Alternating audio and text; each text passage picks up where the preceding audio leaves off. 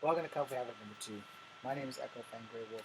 My alarm clock's gonna go off and ruin this video a little bit, so let me break this down before that happens because it's gonna be midnight. My name is Echo Fan Grey Wolf. I am part native, I am part black, I am part white. But as an actor, I have not had a lot of success at being looked at, let alone getting work. And I've been in this business for 21 years starting this year. Under the name of James Edward Williams Jr., I have had little to no success. People have barely given me so much as a first look, let alone a second look. So I have decided that I am going to be building myself out from now on until I die as a Native American actor. To go with my native heritage, I took the name Echo Fan Grey Wolf. I've had other aliases. Now, we got that out of the way. This video is just to talk about my native heritage. So when this alarm goes off, which it's about to do in like 2 minutes, then we will go to the other video. So this is basically a bonus video. The reason why I have to do this is because I've been in this business too long to quit. Now, if I wanted to get into acting and it was like way past, like way back when I was like 22, 23, and I quit by the time I was 25, then I would be good to go because I wouldn't have really lost anything but 3 years. And I've been in this business since I was 27 years old. And I have been laughed at, looked over, passed by. There have been a lot of productions that have come through Charlottesville, Virginia. And I've been at every fucking one of those goddamn fucking acting calls when they advertise it on radio, Z95, shout out to Z95, when they 97.5 3WV, when they shouted them out on there, I was there. Each audition, I've made sacrifices. I've chopped off my hair. I've gone in with a crew cut. I've looked a hot mess going in. And I'm not one to give up, but I'm not stupid. Alright? So, and there's the alarm. So every time I've gone in, I tell you guys this story 1,000 times, and I hope this will be one of the last times I ever have to tell it until I get famous. So every time I've gone in, it's, you're not a bad looking man, Mr. Williams. It's just that you're not what we're looking for.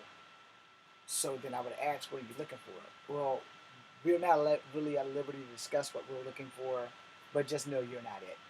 I said, is it because I'm short, or is it because I'm black? And then they would look at me like, you're black? I said, yeah, you don't look black. And I got that a lot. You don't look black. You don't look black. And that's been one of them side effects of being mixed. You don't look this, you don't look that. So that being said, went to a funeral. Finally, someone was honest with me about that shit. It's not because you're too short. It's not because you don't look black. We don't have anybody writing stories for people like you. Mixed people. And at that point, I probably should have took that hint, but I didn't. Another time that I probably should have took a hint was when Evan Almighty came and was filmed in Crozet. And I went to the casting call. That line was about 5 miles long. I went to that casting call and I stayed in that line, only to get inside to make it to the desk. And instead of being seen, they said they had everybody that they needed and we can go home. Now, prior to getting to that desk, there was a young native lady who was, I guess, one of the casting call people. And she spoke to me and she's like, they're filming a native film in South Carolina called Conquest 1492. And you should probably go down there. Now, at this time in my life, I didn't have a car anymore. My mother and I had fallen out. She wanted to sell the car back to Brady Bushy Ford. Brady Bushy Ford wanted to buy the car for $50 so they could charge somebody else $15,000 like they did us. And I looked them dead in the face and said, y'all can go to hell. You can take your roll back and you can go back because you're not getting this car for $50 after all the money that I've put into this car. Plus I had to pay for my red car because Nationwide was not on my side. Anyway, moving on. The young lady told me, that you should go down there because you're native. And I had to tell her, I was like, ma'am, I'm actually not native. I'm mixed native, but I'm not native. And she's like, well, you look native enough to pass, and we need things. And the first thing I said was, if you give me a ride, I will gladly go, because I don't have a car. She said, I'm sorry, I can't do that. And then she jumped in her car, she rolled out, and she probably went to North Carolina to do more things, you know. So, like I said, got to the desk, they scrapped it. They took everybody they needed, let everybody know, and I basically wasted 4 hours in a line to get nowhere. I was with my boy Bruce Johnson at the time, who was also should have been in that thank you video before this, but sorry, Bruce. Anyway, so go to another one. Now go to another one. And when I get to that last one, and that was the one at the Army, that was the last one that I literally attended until last year when I did the Cocoa Puffs thing. So I went to that one, and the guy at the Army said, I see you got the fire. You ever thought about theater? I said, hey, look, man. I said, I know my acting talents. I know my strengths, and I know my weaknesses. And I know for a fucking fact that theater's not going to happen. He's like, how you figure? I said, okay, first and foremost, you know what color I am? He's like, no. I said, and now you know why theater's not going to happen. I said, in theater, in Shakespeare, he has one play that specifically have people of color in it, and that is Othello. You got to be a damn good actor to do Othello, from beginning to end, because the whole damn script is about Othello. I am not Mekhi Phifer. I do not have those kind of chops. Action star, I can do.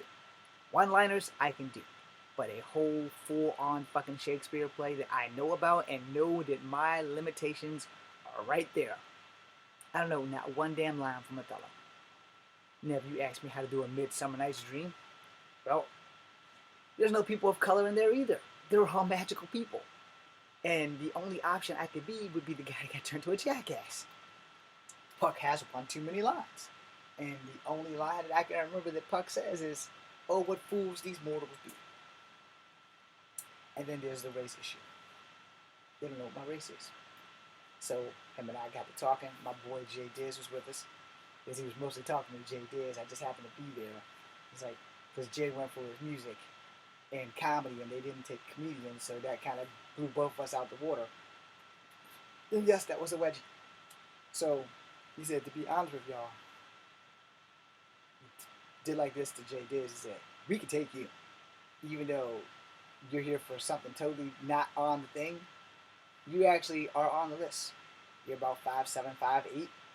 You're black. We need that. He looked at me and said, I don't want to offend you, dude, but we don't have anything for anybody who looks Mexican or native. And you don't look black enough to be black. It's like, well, I am part black. He's like, yeah, but we don't have anything for you. You got long curly hair.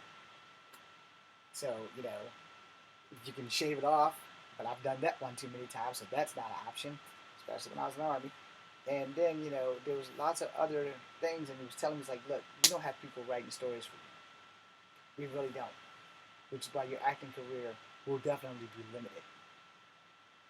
And I didn't think about that shit until like maybe 6 months later. I really thought about it. They had another call, and I thought about going to it, and then I saw him.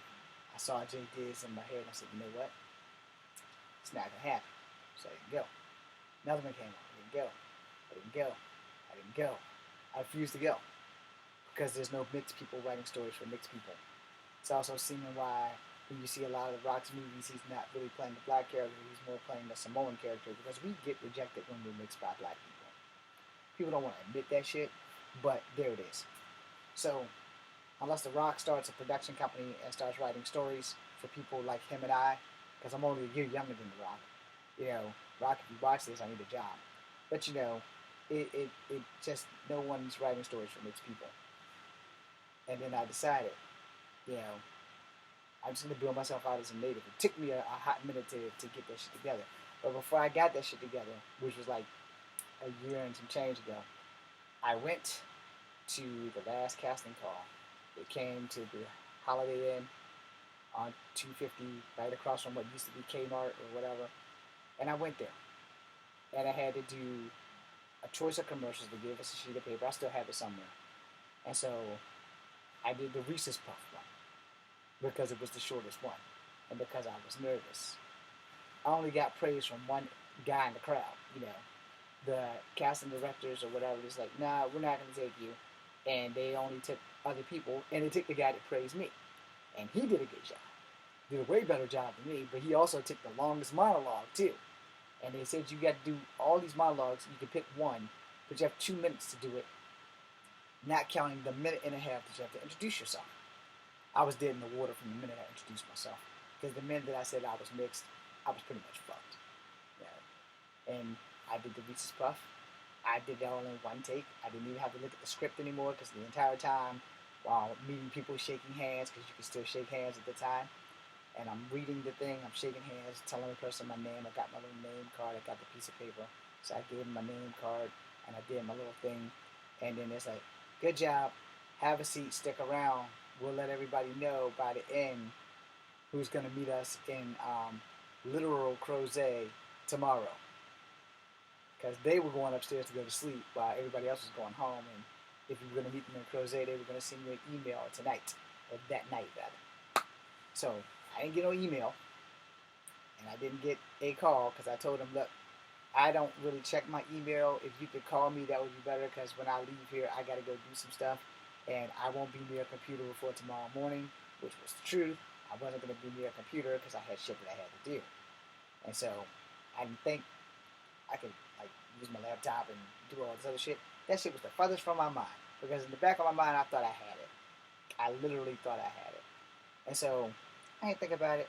I checked my email the next morning because it was on a weekend. There was no email from them whatsoever. There was no phone call. I checked my phone. I checked my text messages. There was nothing. So I decided not too long after that, I'm going to just build myself out as a native. It's going to work. It has to because I don't have a choice. I can't quit. I've come too far to back down now. 21 years is a lot of time to put into this shit and have nothing to show for it. That being said, I'm Echo Fangray Wolf. Brace yourself. Here comes Echo. And thank you for watching.